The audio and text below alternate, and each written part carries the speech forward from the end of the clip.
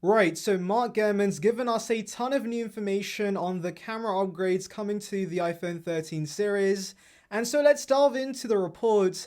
But first, make sure to like and subscribe for the latest Apple news and rumors.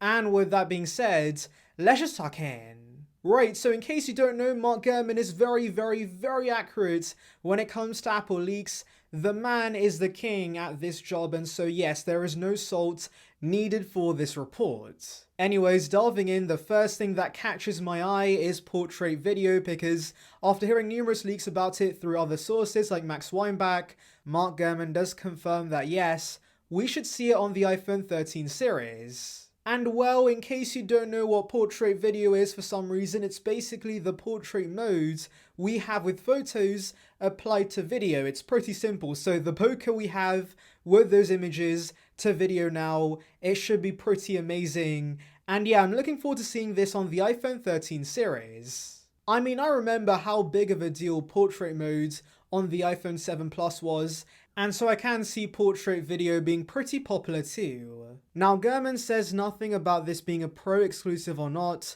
My guess is no, it will be available across the range. And yes, I know initially you might think that might not be the case because obviously LiDAR is going to come into play with this tech. And that might be true, but do remember that with iOS 15, all iPhones with the A12 and above get portrait video through FaceTime, and that does not rely on any fancy LiDAR tech.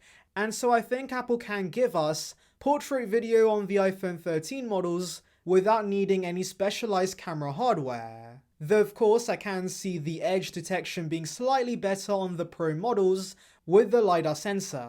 Also, talking about portrait video through FaceTime, I wonder if Apple's going to give us front-facing portrait video too. So maybe you get the choice of front and rear portrait video. That would be pretty cool.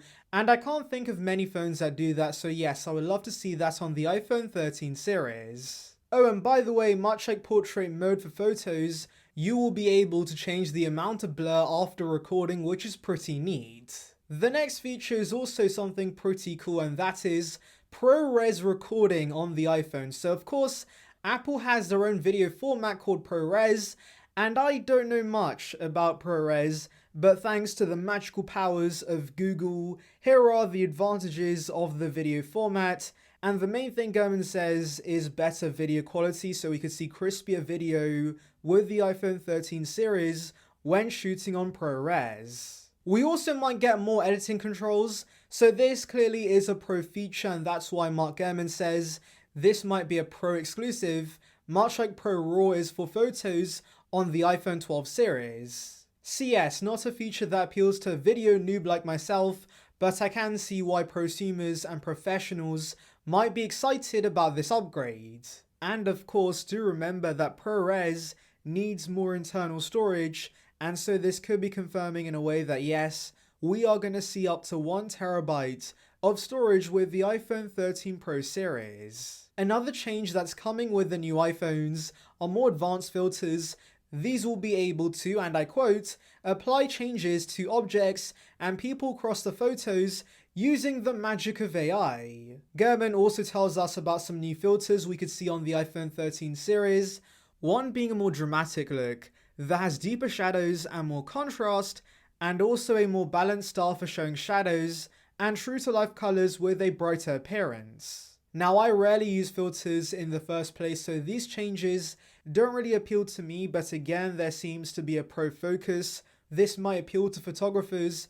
And by the way, I'm curious, but do you guys actually use filters on your iPhone? Let me know in the comments below. Now, the rest of the things Mark Gurman says in this report are just confirming things we already know. For example, the A15 chip, the smaller notch, the 120Hz displays, and the always-on display on the iPhone 13 Pro series. And by the way, since we've been so focused on the cameras, let's quickly delve into the camera hardware upgrades coming to the iPhone 13 series. Right, so there's going to be a wide-angle camera with an f1.5 aperture that allows more light. We're also going to see a new ultra-wide lens with autofocus, And as for the telephoto on the Pros, we should have better optical zoom, but we have no details on how much better it's getting. Though do note, the periscope zoom lenses we see on Android phones that offer up to 100 times zoom is not coming to the iPhone till 2022. So yes, we're not seeing 100 times zoom on the iPhone 13 series.